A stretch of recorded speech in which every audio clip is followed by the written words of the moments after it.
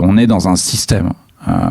On peut l'appeler patriarcat, on peut l'appeler de plein de façons, peu importe, mais en tout cas voilà, c'est un système qui fait que depuis longtemps les femmes sont discriminées, enfin qu'il y a tout un tas de dysfonctionnements et qui aboutissent à des inégalités. Mais déjà, est-ce qu'il y a un mec en France et ailleurs qui peut dire qu'il a jamais fait preuve de sexisme, parce que quand on grandit, quand on évolue dans une société où quand même le sexisme est très présent, la façon entre mecs parfois de parler des femmes, enfin il y a plein de choses qui,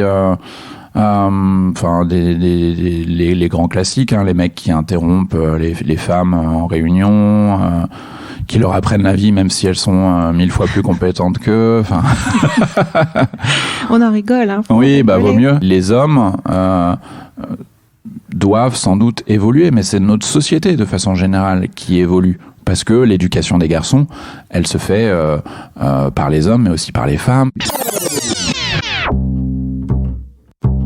Bonjour, ça va? La non-mixité, c'est aussi d'abord un groupe qui dit « je reste dans l'entre-soi ». Je sais pas quoi faire, je sais pas ce qui se passe. Est-ce que je veux des enfants ou pas? L'intimité est exactement l'inverse du désir, puisqu'il faut de l'espace pour désirer. Mon destin d'homme a souvent été basé sur l'amour. Parfois, c'est compliqué, et pour l'un et pour l'autre. Sur l'oreiller, c'est un podcast pour parler des relations hommes-femmes, des questions d'identité, de genre, de polarité masculine et féminine. Parler des idées reçues pour sortir des schémas binaires. Tendre vers des relations plus douces, plus justes et surtout plus vraies. Derrière mon micro, vous écouterez des anonymes, des personnalités et des experts. Nous allons démêler toutes les pelotes de laine du féminin masculin. Je suis Caroline Loisel. Soyez les bienvenus sur mon podcast, Sur l'oreiller. Nicolas Froissart, je l'ai rencontré sur LinkedIn.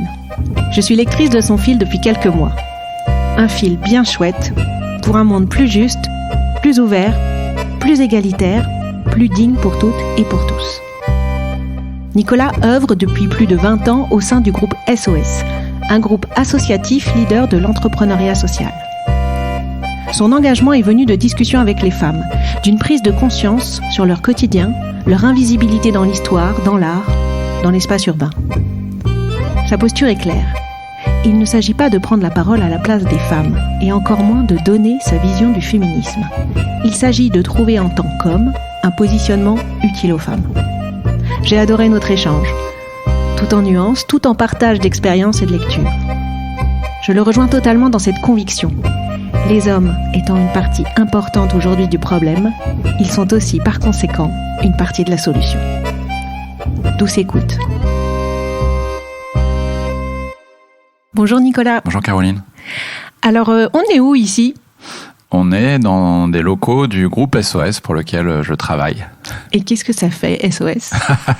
Ça fait plein de choses. Ça œuvre, je pense, pour une société plus juste. On agit beaucoup contre les inégalités. Donc, on peut gérer des structures sociales, des structures éducatives, des hôpitaux, des crèches, des maisons de retraite.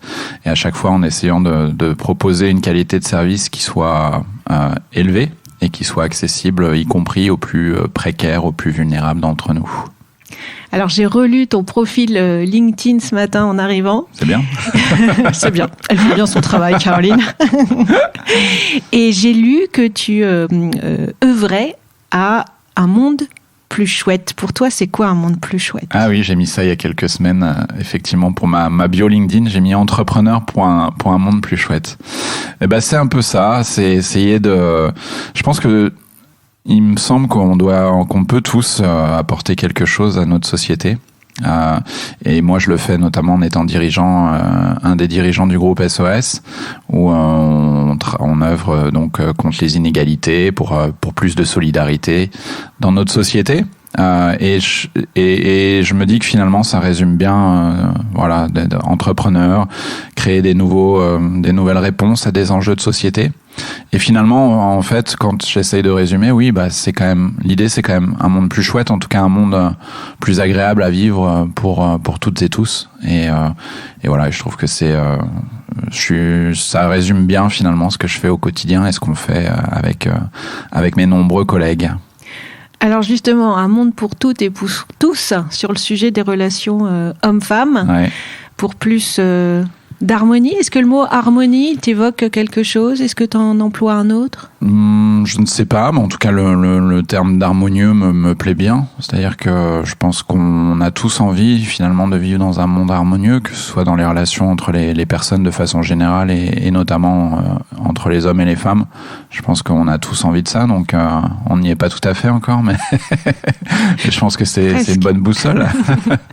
Ça fait combien de temps que tu t'intéresses plus particulièrement au sujet des égalités hommes-femmes ? C'est difficile à dire. Je crois que ça remonte à des discussions il y a 15 ans peut-être avec des amis femmes. Et je crois que ça part de questions que je leur pose sur... je sais plus où j'avais vu ça, mais en tout cas, je leur posais des questions sur le harcèlement de rue, sur est-ce qu'elles avaient vécu, est-ce qu'elles l'avaient vécu. Oui, évidemment. Et donc mon déclic, je crois, vient de là. Quand elle me raconte que oui, évidemment, elles ont peur de rentrer la nuit seules. Enfin, et ça a été assez structurant pour moi parce que je pense que en tant qu'homme, c'est des situations qu'on vit peu ou pas même, hein, d'avoir peur de rentrer le soir. Je pense que ça ne m'est jamais arrivé. Et donc prise de conscience, quoi. Prise de conscience qu'il y a un problème et que ce problème finalement parfois est pas connu de la moitié de la population, les hommes en l'occurrence, parce qu'on le vit pas, parce qu'on fait pas attention, parce qu'on s'est pas intéressé au sujet. Et je crois que ça a été assez structurant justement de me dire il y a plein de choses finalement peut-être que tu connais pas, notamment sur cette question, que tu réalises pas sur cette question de l'égalité femmes-hommes, et ouvre un peu les yeux et regarde autour de toi.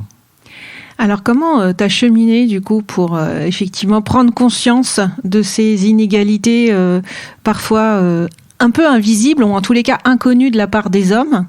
Est-ce que c'est passé par des lectures? Est-ce que ça passe aussi par le fait que tu poses de plus en plus sur le sujet? C'est récent, le fait que tu nourrisses ces réflexions sur LinkedIn notamment?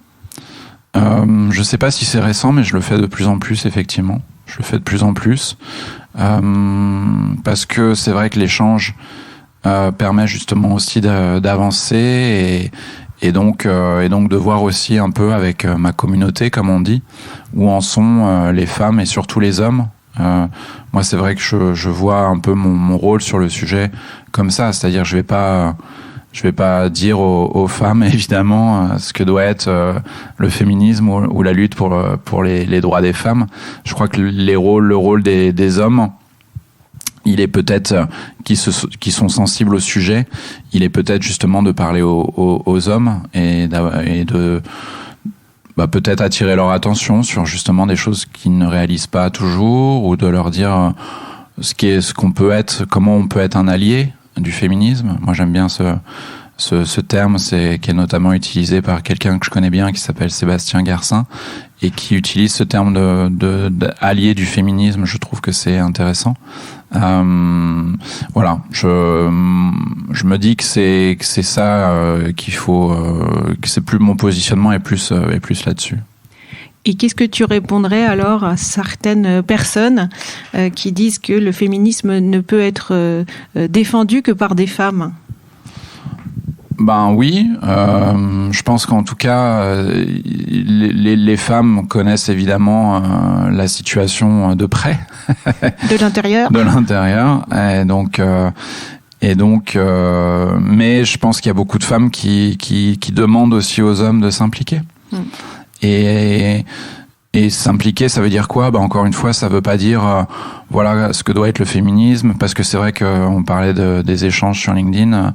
On en voit des mecs qui viennent commenter, que ce soit mes posts, mais surtout des posts de femmes qui expliquent ce qu'elles vivent au quotidien. Les grands classiques. Vous desservez la cause que vous défendez en vous exprimant comme ça. Oui, mais tous les hommes ne sont pas comme ça, le fameux not all men.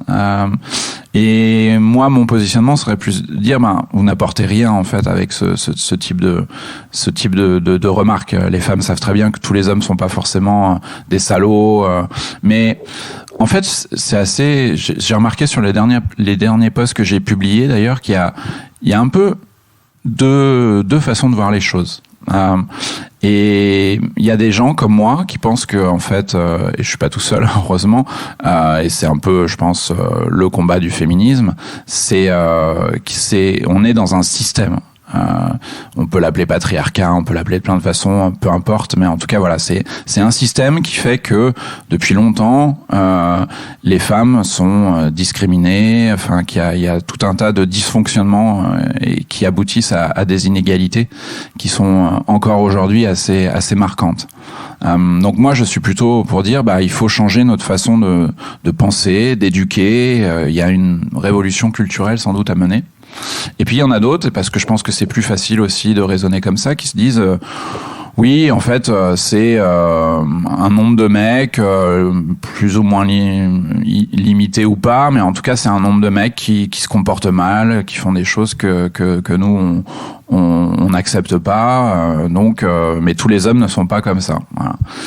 Et ça, je trouve que ça ne permet pas beaucoup d'avancer, parce que c'est toujours facile en fait de dire oui, c'est quelques mecs qui font n'importe quoi, mais on n'est pas tous comme ça. Oui, mais déjà, est-ce qu'il y a un mec en France et ailleurs qui peut dire qu'il a jamais fait preuve de sexisme ? Parce que quand on grandit, quand on évolue dans une société où quand même le sexisme est très présent, la façon entre mecs parfois de parler des femmes, enfin il y a plein de choses qui les grands classiques, les mecs qui interrompent les femmes en réunion, qui leur apprennent la vie même si elles sont 1000 fois plus compétentes qu'eux. Enfin. On en rigole, hein. Oui, vaut mieux. Donc en fait, le sexisme, il a plein. Il a plein de figures en fait. Plein de figures. Comme au trapèze. Plein de figures. Plein de figures. Et certes, peut-être que t'es pas un mec qui tape ta femme mais interroge-toi quand même sur au quotidien. Est-ce qu'il y a jamais un moment où quand même tu fais preuve de sexisme ? Et parce qu'il y a cette fameuse pyramide des violences, et je pense qu'à un moment donné, c'est parce qu'à la base de cette pyramide, il y a le sexisme du quotidien que au sommet de la pyramide, il y en a qui se permettent d'avoir des comportements violents, extrêmement agressifs, le harcèlement, le viol, et tout est lié, je pense. Et c'est pour ça que moi je préfère parler de système, et je trouve que ça ne sert à rien de dire voilà, c'est quelques mecs. Non, c'est pas vrai. Et puis quand on voit les chiffres en plus, enfin, même pour ne parler que de ce qui est le plus grave, les violences, on est quand même, je crois, à plus de 200 000 violences sexistes et sexuelles par an. Donc c'est pas un épiphénomène. Enfin, moi, il y a un truc qui m'a absolument choqué l'année dernière, c'est les agressions à coups de seringue. Où c'est des milliers de femmes, de jeunes femmes qui ont été agressées. Alors, paraît-il, il y a quelques mecs qui se sont fait agresser aussi. Très bien, mais enfin, manifestement, une énorme majorité de femmes quand même qui se sont pris des coups de seringue en festival ou en boîte de nuit. Et là, tu te dis, mais, enfin, vous voyez bien que on peut pas en arriver à ce genre de choses sans que dans notre société il y a un truc qui dysfonctionne gravement. Enfin, oui, c'est systémique, hein. Et je sais pas, moi c'est vrai que ça m'a beaucoup fait réfléchir, ces histoires des seringues, parce que j'ai trouvé qu'on en parlait un peu dans la presse, mais pour moi, un truc comme ça devrait être branle-bas de combat, quoi. C'est-à-dire que tout le monde, les politiques, les médias, mais tous les citoyens devraient se dire, mais c'est pas possible, quoi. Enfin, on peut pas. On était en 2022, on peut pas accepter que des jeunes femmes aient peur de sortir parce qu'elles vont se prendre un coup de seringue en sachant pas s'il y a des produits dans la seringue. Enfin, on est quand même dans une situation complètement aberrante, quoi.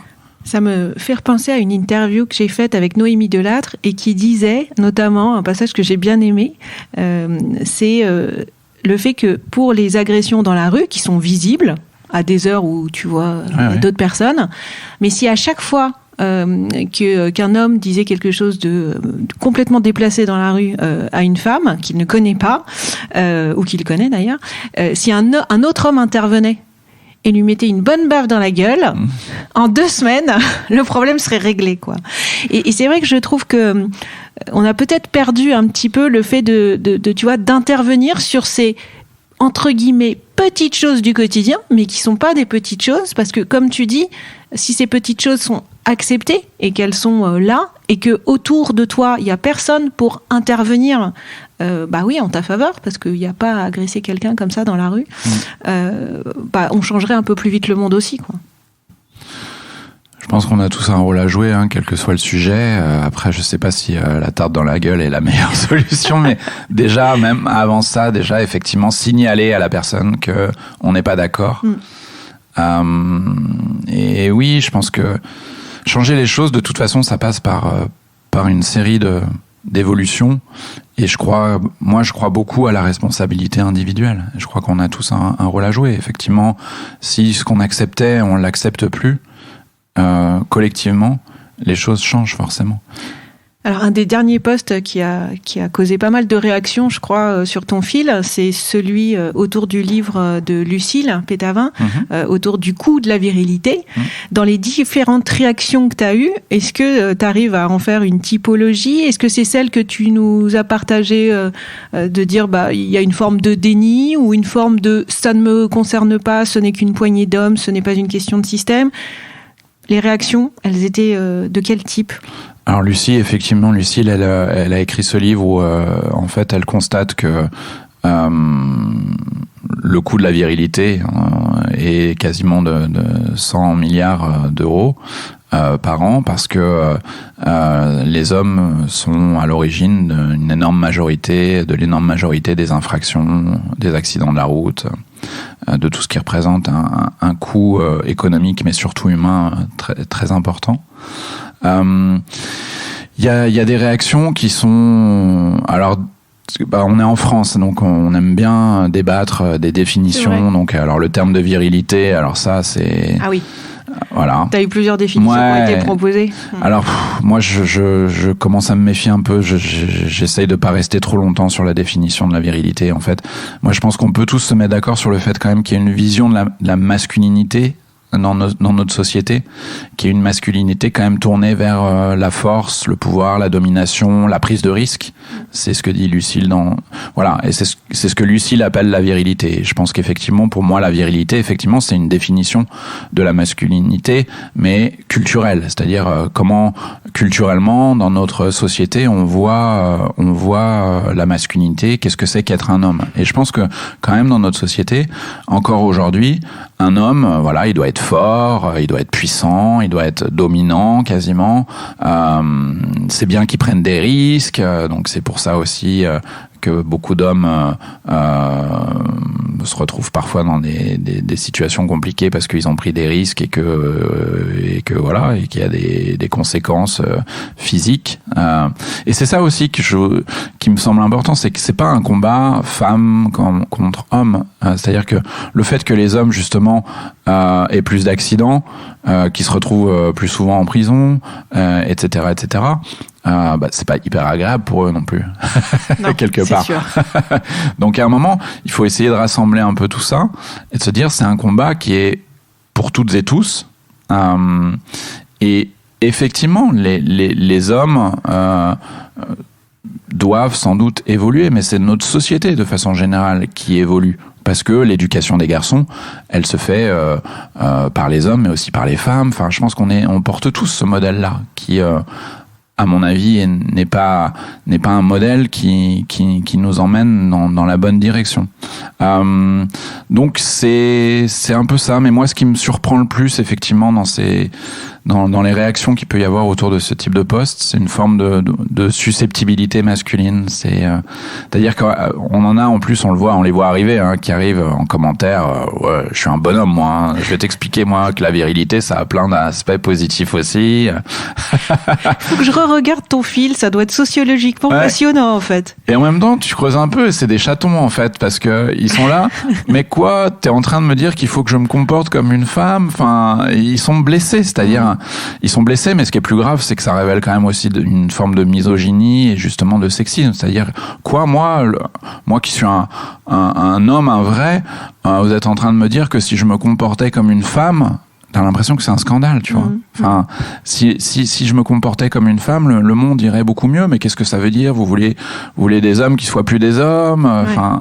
Puis Vincent Cassel a enchaîné après. Vincent Cassel aussi. Ouais, j'ai fait aussi un post sur Vincent Cassel. Ça a été riche en débats aussi.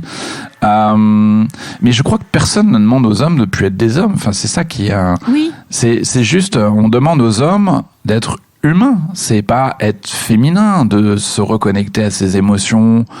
En tant qu'homme, garçon à l'époque, on sait tous qu'on nous a souvent dit que oui, en tant que garçon, il fallait pas pleurer, il fallait être fort. Enfin, et on nous a appris quelque part à cacher un peu nos émotions, à moins les maîtriser. Et c'est ça aussi que je vois parfois dans les échanges sur les réseaux sociaux, c'est des mecs qui savent pas maîtriser leurs émotions et en fait, ils sont blessés par ce qu'on peut dire et ils le prennent personnellement alors que, encore une fois, moi je suis plus sur c'est un système qu'il faut faire évoluer, le prenez pas personnellement. Mais voilà, il y a plein d'hommes qui le prennent très très directement, très personnellement et qui ne savent pas gérer leurs émotions et tout de suite ça part dans tous les sens quoi et ça part de façon parfois très très violente et très agressive. Donc il faut que les hommes deviennent plus humains quelque part, c'est pas plus féminin. Non, c'est pas plus féminin. C'est plus proche. Mieux cerner ses émotions, ne pas s'interdire de ressentir et d'exprimer ses émotions. En fait, je me dis, il y a une sorte de palette d'attributs masculins et féminins, mais on les a catégorisés. Tu vois, on a dit la palette des attributs masculins, c'est que pour les hommes, ça, et forcément c'est la force, la domination, ouais. ce que tu as cité tout à l'heure, et la palette d'attributs féminins, le soin, l'attention, etc., la douceur. La douceur. Et puis la beauté aussi, Ouais. si c'est possible, ce serait pas mal. Alors que de l'autre côté, on aura la virilité, tu vois. Un homme n'a pas forcément besoin d'être beau, mais par contre, s'il est viril, c'est ok. Voilà, donc ces stéréotypes. Exactement. Alors que, et tu vois, quand je regarde tous ces attributs, je me dis, mais on a toute une palette possible de couleurs, tu vois, d'attributs, de tonalités. Mais comme on a dit ça, c'est que pour les hommes, et ça veut dire que t'es une femme si t'as cela, c'est comme si on s'offrait plus la possibilité d'aller explorer l'ensemble de la palette. On a séparé la palette, tu vois, de la peinture possible d'un être humain en deux. C'est vrai. Et tu vois, alors c'est Pierre Bourdieu aussi qui le dit très bien dans La domination masculine. C'est un livre quand même de 1997. Il dit, c'est comme si, et je l'ai re-eu dans une interview d'un homme. En fait, le masculin s'était construit par opposition au féminin, ce qui n'est pas le cas du féminin. Moi, enfin, tu vois, en tant que fille, on nous a pas dit, il faut pas être un homme. Oui. Alors, on nous a peut-être empêché de faire des grimaces un peu plus que les hommes, tu vois, parce que quand une fille fait des grimaces, bah, elle est plus belle. Ouais, alors bon, bah, tu peux pas faire des grimaces. Ceci n'est pas du tout du vécu personnel, n'est-ce pas et puis voilà, le côté peut-être aussi plus reste tranquille, reste calme, alors qu'un garçon c'est plus convenu, apprécié, logique qu'un garçon s'arrête, tu vois, ça n'arrête pas de bouger quoi. Une fille, on va plus lui demander d'être sage, tu vois. Ouais. Enfin, en tous les cas, moi, dans ma génération, je sais pas si c'est encore le cas aujourd'hui, mais beaucoup éduqué sur faire plaisir, déjà, faire plaisir, sois sage, et puis bah reste belle, fais pas de grimaces. Et puis en même temps, on te dit pas trop que t'es belle, hein, parce que après, sinon, tu vas prendre la grossette. Enfin voilà, tout ça, c'est voilà. Mais moi, j'ai pas eu l'impression d'être éduquée en tant que femme par opposition aux garçons. Tu vois, malgré tout. Comprends. Alors qu'effectivement, le fais pas pleurer, mets pas de rose, par exemple, nous, pour les couleurs, on nous dit pas, bah non, mais tu peux pas mettre cette couleur parce que ça, c'est une couleur de garçon. Donc nous, on a eu quand même moins de construction par opposition, alors que les hommes, oui. Alors je pense que c'est ça que ça vient toucher. Oui, effectivement, il fallait pas se comporter comme une fille quand on était gamin. C'était dit comme ça. Hein. C'était même dit comme ça. C'était dit comme ça. Ouais, fais pas ta fille. Fais pas ta fille. Ouais. Fais pas ta fille. Et effectivement. Alors, on parle beaucoup de LinkedIn, mais moi, c'est vrai que j'ai mis du rose en fond sur ma photo de profil. Je l'avais fait pour Octobre Rose, et puis je me suis dit, tiens, je vais laisser, en fait. Parce que ça s'est fait partie des trucs, effectivement, comme tu disais, il faut pas de rose pour les garçons. C'est pas viril. Et je pense qu'à un moment, il faut rebattre un peu tout ça. Parce que quel est le sens de ces interdictions, de ces injonctions? Enfin, je pense qu'il faut à un moment donné, rééquilibrer un peu tout ça. Alors, la bascule, je ne sais pas comment elle pourrait s'opérer. Hein. On explore ça à travers les différentes interviews. Néanmoins, il y a une autre sphère qu'on pourrait aussi aborder, c'est la sphère des entreprises. Parce que là, on était plutôt dans la sphère publique. Il y a une infographie récemment que t'as postée, qui vient de plusieurs associations, je crois, entités, notamment Vendredi, je crois. Oui, tout à fait. Et il partage le fait de dire, voilà, dans une entreprise, comment on peut accompagner ce sujet d'évolution de plus d'égalité entre les hommes et les femmes.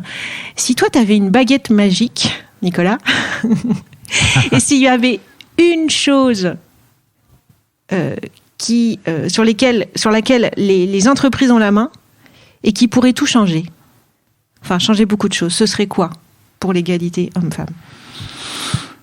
Les entreprises, je pense que elles ont effectivement un rôle à jouer, parce que qui dit entreprise dit emploi, dit rémunération, et que aujourd'hui ça passe beaucoup par là. Donc les entreprises, ça commence à bouger, mais il faut qu'elles soient effectivement particulièrement attentives, intransigeantes sur ces questions d'égalité, et qu'il faut absolument traquer dans les moindres recoins les inégalités au sein de l'entreprise. Et on sait bien qu'il y a encore aujourd'hui, à poste équivalent, des salaires qui sont pas les mêmes entre les hommes et les femmes.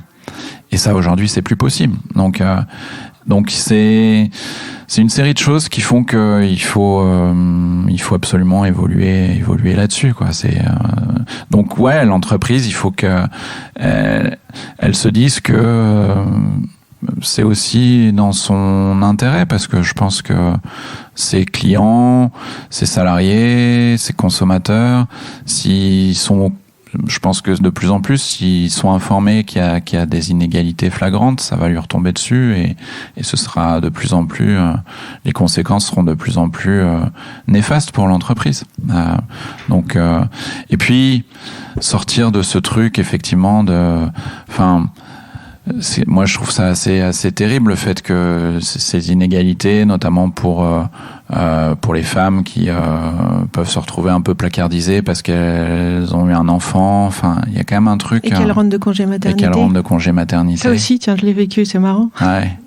Et t'es mise dans un placard quand tu rentres et tu te dis mais non, ah bon, d'accord, mais c'était il y a tellement d'années. Ouais. Aujourd'hui, je pense que je réagirais complètement autrement qu'à l'époque. Mais et tu te dis mais quel est le message, quoi? Ouais. C'est-à-dire que il faut plus faire d'enfants, ou il faut parce que la femme, elle fait un enfant, mais elle le fait pas pour elle toute seule. Enfin, tu vois, il y a quand même un truc. Donc c'est assez surprenant tout ça, et qu'on ait vécu effectivement pendant tant de temps déconnecté un peu finalement de ce qu'on est, quoi, des êtres humains qui vivent, quoi. Alors moi je crois beaucoup, mais ça demandera encore un peu de temps, je pense, en France, à un congé parental qui soit mieux réparti. Entre les hommes et les femmes, parce que en fait il y a évidemment encore des inégalités, donc en termes de violence on en a parlé, en termes d'inégalités de salaire, donc le côté plus chiffré du sujet, mais il y a aussi encore beaucoup d'inégalités dans la vie quotidienne, en fait. Ouais. Et notamment ce moment de bascule quand même, hein, pour un duo. Ah, c'est clair. Qui est l'arrivée d'un enfant, quoi. Et c'est vrai que les modèles scandinaves, voilà, je me dis qu'en France, ça serait différent si les papas avaient un congé plus important. Voilà, et qu'il y ait plus ce sujet, toi, en tant que femme, t'as 30 ans. Moi, évidemment, j'ai eu aussi des questions en entretien. Ah oui, mais alors t'as 30 ans, alors tu viens d'en avoir un, tu penses que le deuxième, tu l'auras bientôt? Non, mais, alors même si la personne te posait la question pas de façon agressive, avec un air, genre, je suis quand même obligée de te la poser, parce que là. Mais tu vois. N'a pas à être posée, ouais. Mais bon, voilà. Tu vois, c'était il y a 18 ans, et j'avais répondu à la question, et j'avais pas été outrée. Aujourd'hui, je trouve ça complètement incroyable, mais il y a 18 ans, tu disais, ah bah oui, forcément, il pose la question. En plus, quand même, c'est un poste où je vais diriger un département, il y aura plusieurs personnes, une vingtaine de personnes, donc c'est normal qu'il pose la question. Bah non, en fait. Mais bon. Voilà, donc au moins les mentalités changent, tu vois, c'est Oui, ça. ça évolue, tu vois, ça c'est clair. Voilà, même moi, 18 ans après, je me dis, mais quand même. Pourquoi j'ai répondu à cette question? Pourquoi j'ai répondu à cette question? Mais bon, voilà. Et donc, ouais, je pense que moi, si j'avais une baguette magique, je te jure, je mettrais, 3 mois de congé paternité. et ça réglerait plein de choses. Ça va venir. Ouais, ça va venir parce que ça serait bien pour les hommes, parce qu'évidemment, du coup, ils sont un peu isolés. Enfin, nous, on a géré, on apprend le métier de parent là comme ça sur le tas, mais eux, ils ont moins la possibilité vu que ils voient l'enfant le matin et le soir et le week-end, quoi. Donc après, tout nous revient. En même temps, tu vois, je trouve ça assez logique. Tout nous revient forcément parce que nous, on sait comment il fonctionne.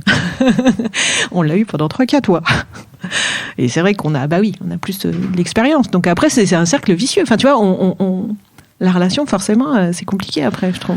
Ah oui, la baguette magique, on peut l'utiliser aussi, je pense, pour qu'il y ait vraiment une réelle parité à tous les niveaux dans l'entreprise.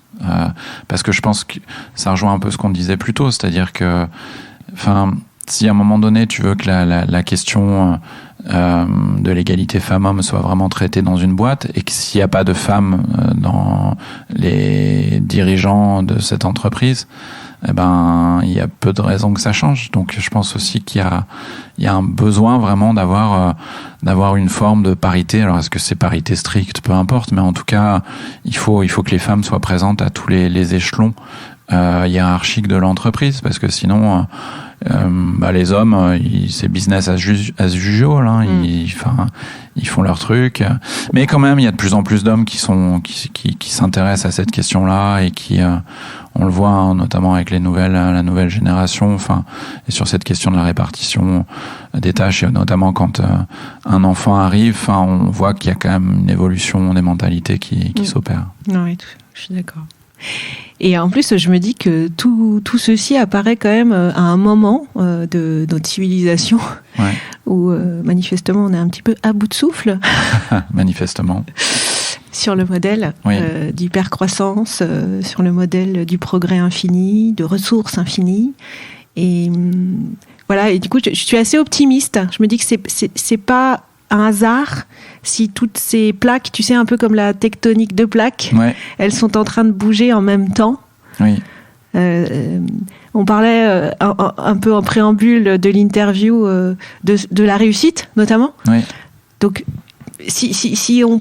Je ne sais même pas si on doit dire présumer, mais si on s'accorde sur le fait que les recettes de la réussite de notre civilisation sont peut-être obsolètes, il y a peut-être quelque chose autour de la réussite de l'individu, de la société, des entreprises, de notre civilisation qui est à revoir, quoi. Mais tout ce qu'on évoque depuis tout à l'heure, je pense que c'est assez central, parce qu'effectivement aujourd'hui, on était pendant très longtemps sur un modèle effectivement de réussite individuelle et collective qui passait beaucoup par le pouvoir, par la croissance, l'hypercroissance, la consommation, la surconsommation, le matériel, l'argent, l'individualisme. Je dois réussir, peu importe par quoi ça doit passer, mais je dois réussir individuellement.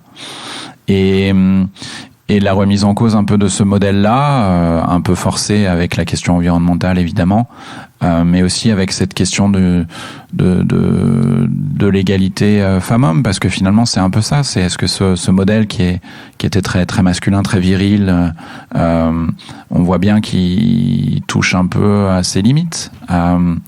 Donc si on a des hommes effectivement qui sont moins sur cette question de l'accumulation du pouvoir, de l'argent, je pense qu'on est plus connecté à leurs émotions. Je pense que ça changera pas mal de choses. Mais là, c'est vrai que quand on dit ça, on pense beaucoup à des classes sociales plutôt élevées. Mais c'est vrai qu'il faut penser aussi et je pense, parce que il y a beaucoup d'hommes, je pense, qui ont l'impression déjà de s'en prendre plein la figure toute la journée. Ils ont sans doute l'impression d'être eux-mêmes beaucoup dominés. ceux qui sont en bas de l'échelle.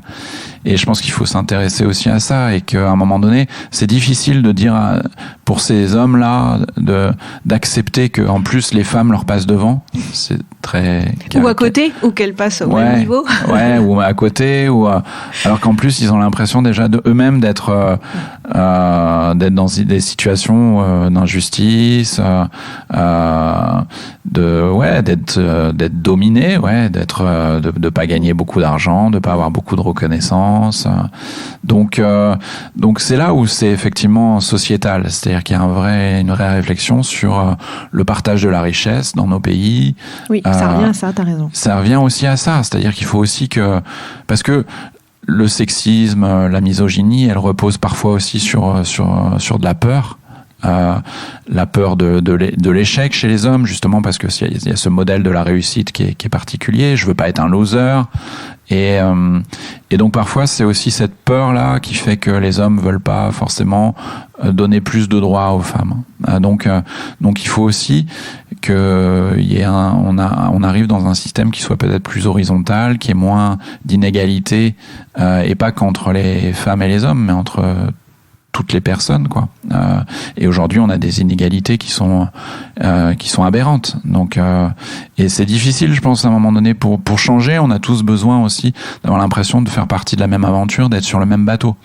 Et aujourd'hui, je pense qu'il y a pas trop ça, parce que il y a des inégalités qui sont telles que c'est difficile effectivement d'accepter certains changements.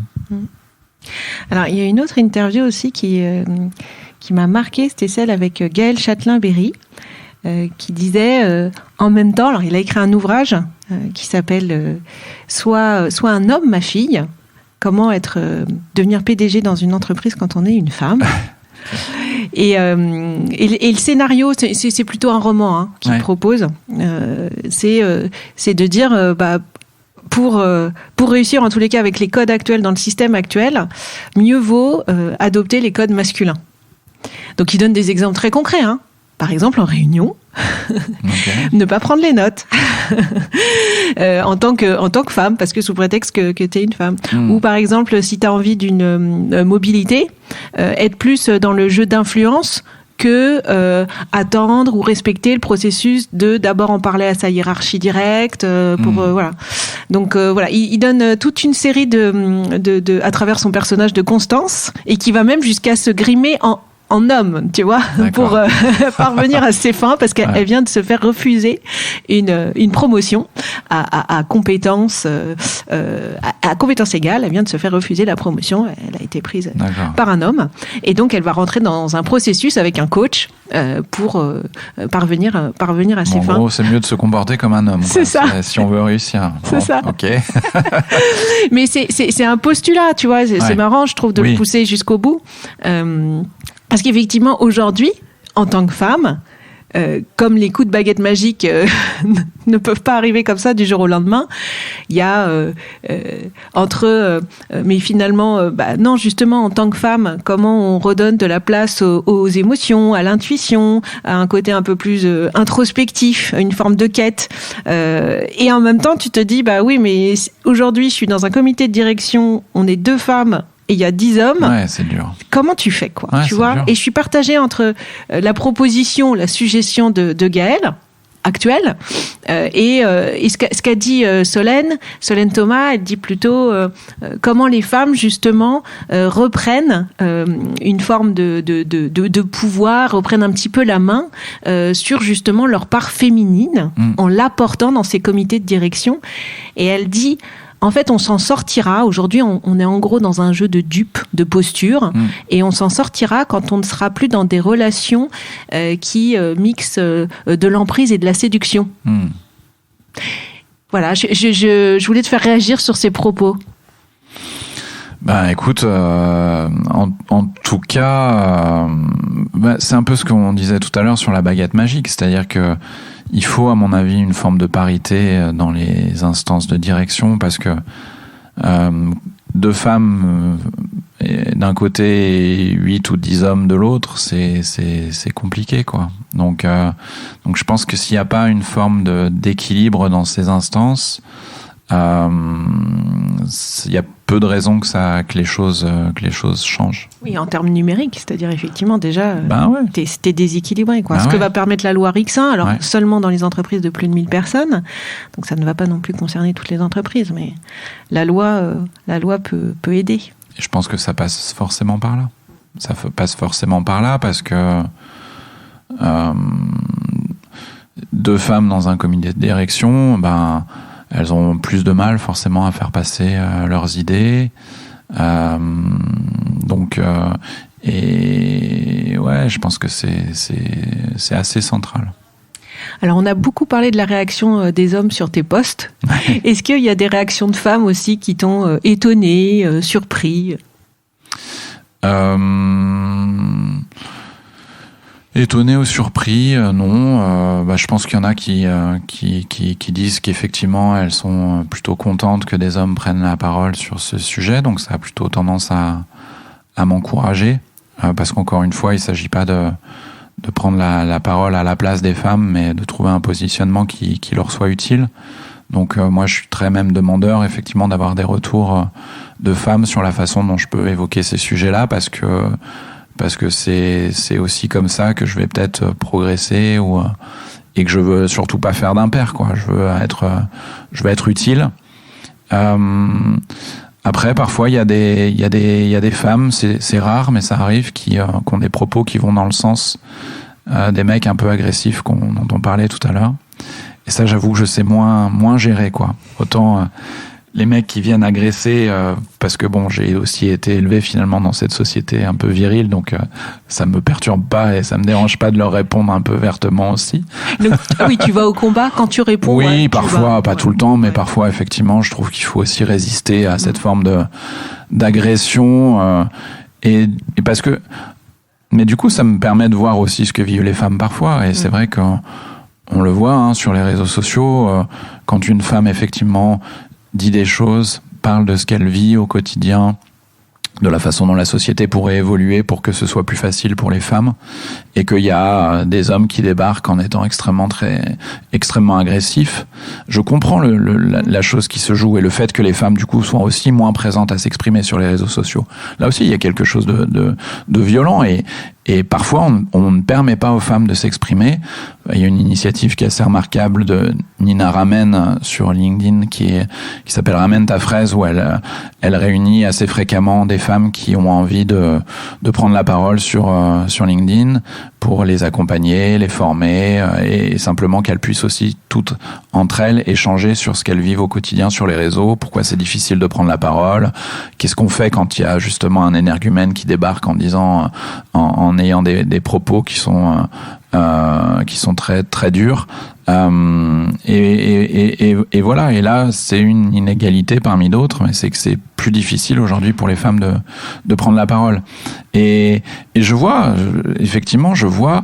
ces hommes parfois qui viennent de façon extrêmement agressive vous dire que la façon dont vous pensez dessert votre cause, et c'est assez terrible. Donc moi, effectivement, je n'accepte pas ça, et je pense que c'est aussi utile de répondre à ces personnes-là en leur disant, écoute, tu n'as pas à t'exprimer comme ça, et de répondre effectivement parfois point par point à leur argumentaire. Mais c'est vrai, quand c'est des femmes, c'est plus difficile pour moi. De façon générale, justement, parce que il y a plusieurs féminismes. Féminisme est pluriel. Il y a des tensions en ce moment parfois aussi dans le féminisme. Il y a des personnes, et notamment des femmes, qui disent ce féminisme-là, c'est celui-là vers lequel il faut aller. Ce féminisme-là, c'est pas celui-là que j'aime. Moi, là, pour le coup, en tant qu'homme, je prendrais pas parti. J'ai pas envie. Mais en tout cas, ce que je peux dire en tant qu'homme, c'est que parfois j'ai l'impression d'être un peu un ovni, mais c'est que je me suis jamais senti agressé ou insulté par une féministe, quelle qu'elle soit. Jamais. C'est-à-dire que quand une femme dit, c'est arrivé quelques fois ces dernières années, qu'elle ne lit plus de livres écrits par des hommes, qu'elle ne regarde plus de films réalisés par des hommes, je comprends. Et je ne comprends pas cette susceptibilité masculine, encore une fois, qui fait que les hommes, ça les rend dingues. Ouais, c'est vrai que ça les rend dingues. Ils pètent un câble. Quoi Vous nous invisibilisez Alors que c'est ce que les femmes ont vécu pendant des siècles, tu vois. Et vous nous ignorez. et que parfois tu te dis mais moi je comprends quoi. Enfin, quand toute ta vie on t'a donné des livres à lire écrits par des hommes, que tu vas dans des musées. J'étais au musée de Montmartre récemment, et du coup, comme j'ai cet œil-là plus attentif qu'avant à cette question de l'égalité femmes-hommes, je regardais les œuvres au musée de Montmartre, et je vois que des noms d'hommes. Alors il y a quand même Suzanne Valadon qui est bien mise en avant, mais c'est une femme, donc une artiste de Montmartre, par rapport à des œuvres qui sont à 99% réalisées par des hommes. Je dis, mais comment on en est arrivé là, quoi? Comment on en est arrivé là? Et que maintenant, une femme te dise, écoutez, moi, je me suis tellement tapé de livres écrits par des hommes, de films réalisés par des hommes, d'œuvres que je vais faire une pause. C'est ça, et pendant quelques temps, je vais plutôt regarder ou lire des livres écrits par des femmes. Moi, ça me choque pas. Ouais, c'est vrai. Vu comme ça, je suis d'accord. Et c'est vrai, même encore ce matin, c'était un homme qui postait, qui commentait le post d'une femme qui disait sur le côté sportif, tu vois, dans l'équipe à 90%, on parle d'hommes, on parle du sport des hommes, comme si les femmes faisaient pas de sport et qu'il y avait aucun, voilà. Et donc c'était un homme qui disait, merci. Parce que je prends conscience, il est lecteur du journal concerné. Voilà, pas besoin de le citer. On voit bien. Et voilà. Et cet homme disait, merci. Parce que maintenant que tu le dis et que je le vois écrit, c'est vrai. Mais je m'en étais pas rendu compte. Non. Et tu vois, ça m'a fait le même effet. Quand moi j'ai découvert, j'avais du mal à lancer mon site internet à mon nom, pour mon business. Et en fait, quand ma coach m'a dit, mais est-ce que, tu sais, quand tu regardes les noms de rue, tu sais, cette fameuse statistique. Terrible. Voilà, je crois que c'est à moins de 10% des noms de rue. Terrible. C'est des noms de femmes. Et tu vois, je dis, ah bon? Puis après, tu vois, maintenant, je les regarde. Eh c'est un nom d'homme, c'est un nom d'homme, c'est un nom d'homme.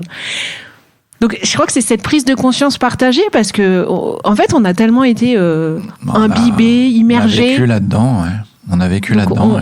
Et l'invisibilisation des femmes, c'est un vrai sujet. Et puis, effectivement, comme tu le disais, d'ouvrir les yeux aussi, regarder les noms de rue, aller dans les musées, encore une fois. Comme je le disais à l'instant, je crois que, du coup, justement, j'avais posté aussi sur ma visite dans ce musée, et il y a une femme qui était venue donc compléter en disant que je crois que c'est 6% des œuvres dans les musées français ont été réalisées par une femme.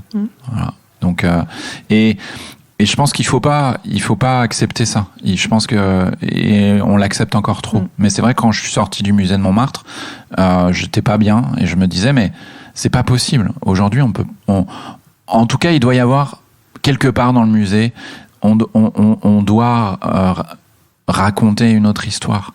On ne peut pas se contenter de ça.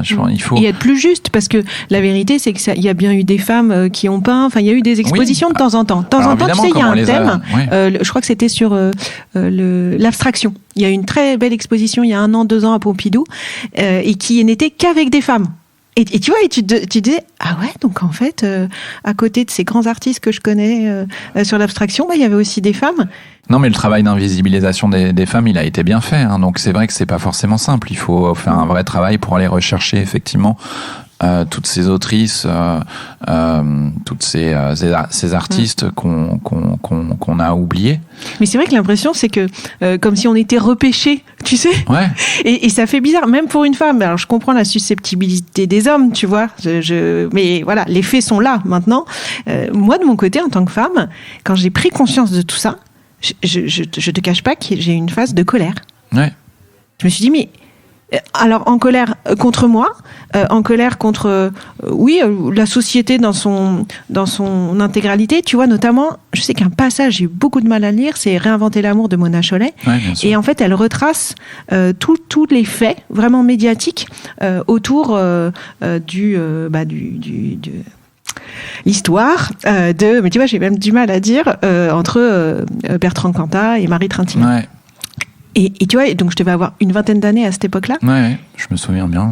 Et tu vois, et je relis ça, je me dis, mais et moi j'ai rien vu. Et moi j'étais pas outrée à cette époque-là que ça soit traité médiatiquement comme un crime passionnel. Enfin, tu vois, ce qu'on nous a effectivement, et ce qui est encore le cas aujourd'hui, tu vois, dans ce genre de choses. C'est encore le cas aujourd'hui. Ouais. Et moi, c'est un des sujets qui m'a marqué aussi, Bertrand Cantat, parce que c'est vrai qu'en plus, pour notre génération, c'était une star. Et effectivement, le traitement de l'information a été absolument catastrophique. Et est-ce que c'est parce que c'est une star? Est-ce que c'est, je sais pas, mais en tout cas, je pense que c'est difficilement acceptable la façon dont ce type de dossier effectivement est traité parfois. Et puis quelques années après, il faisait la une des Inrocks. Enfin, c'est quand même pas possible, quoi. C'est quand même pas possible. Mais c'est vrai que ces sujets vont nous chercher, je trouve, sur tu vois, ce fameux changement, c'est-à-dire que quand tu sais que tu as vécu et que du coup tu te dis, même par non-dit, tu as nourri ce système, que ce soit en tant qu'homme ou en tant que femme, comment aujourd'hui, on est quand même dans une forme de rattrapage. Tu vois, je trouve du retard pris. Alors c'est vrai que ça fait un peu, on a l'impression d'être repêché, d'aller rechercher, mais en vrai, ces choses étaient vraies. C'est bien de le faire. Et ces choses sont vraies, elles sont justes, quoi. C'est pas du repêchage pour nous remettre à niveau. On y était à niveau. Sauf que juste, ça n'a pas été dit, c'était pas mentionné, c'était pas mis en avant. Après, vous y étiez pas toujours non plus parce qu'on vous donnait pas les conditions aussi. C'est ça qu'il faut raconter, c'est cette histoire-là aussi. Parce que il y avait des artistes femmes, mais il y a plein de femmes qui auraient pu être artistes ou qui auraient pu faire des choses extraordinaires. Et à qui qu'on a empêché. Donc c'est ça, c'est cette histoire-là.